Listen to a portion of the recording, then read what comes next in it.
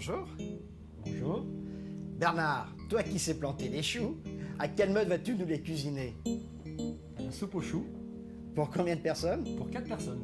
Alors, il faut commencer par faire bouillir de l'eau, 1,5 litre, ça ira. 1,5 litre. Voilà.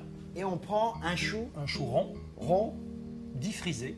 cloqué, c'est-à-dire les feuilles cloquées. Absolument. On enlève le trognon, Notre oignon.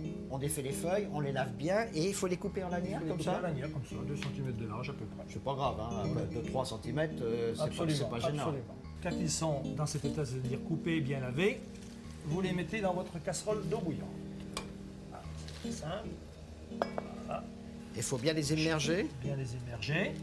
On met pas de sel tout de suite. Pas tout de suite de sel. Alors on les a plongés dans l'eau bouillante. hein. Complètement. Immersion totale. Ensuite, nous avons 4 pommes de terre binge qui font à peu près 400 grammes, coupées en 8 morceaux ou 10 morceaux, pour avoir des morceaux de cette taille à peu près, qu'on verse par-dessus. Mais on les a lavés, hein. Évidemment, épluchées. Oui, bien sûr. C'est la moindre des choses. Pourquoi il faut les couper en morceaux? Parce qu'ils cuiront un peu plus vite quand même. Ah, c'est pour cuire plus vite. Et puis chacun aura ses petits morceaux lors de la distribution. Ah, parce que c'est pas une soupe passée. C'est pas une soupe passée, c'est une soupe. Tous les morceaux restent entiers. Voilà. Ensuite, nous avons 100 grammes de poitrine demi-sel. Demi-sel, coupé en gros morceaux En comme gros ça. morceaux comme ça, que nous mettons par-dessus. Ça fait combien de morceaux? 2, 4, ça fait 6. 6 morceaux. Voilà, on met ça par-dessus. Donc c'est de la poitrine demi-sel où il y a un peu de sel. Je peux vous emprunter la fourchette? Excusez-moi. Voilà, immersion totale également. Voilà, alors, on va mettre un petit tour du moulin. J'ai plusieurs petits tours, n'est-ce pas? Oui, plusieurs. Voilà. oui, on dit. La poitrine n'étant pas trop salée, un petit peu de gros sel. Une pincée de Ensuite, gros sel. nous avons 50 grammes de saindoux. Donc c'est une soupe au lard. C'est une soupe au chou. soupe de au cochon. lard, une soupe Il y a pas que tout à du fait cochon. Il n'y a pas que du cochon. Non, Ouais. le pourcentage, c'est pas grand. Le saindoux. Le saindoux, la poitrine, c'est du cochon. Mais avec le chou, il y a toujours du cochon. Il y a toujours du cochon. C'est ce qui Ouais, se marie le mieux. Il mange du cochon, si on peut appeler ça un mariage.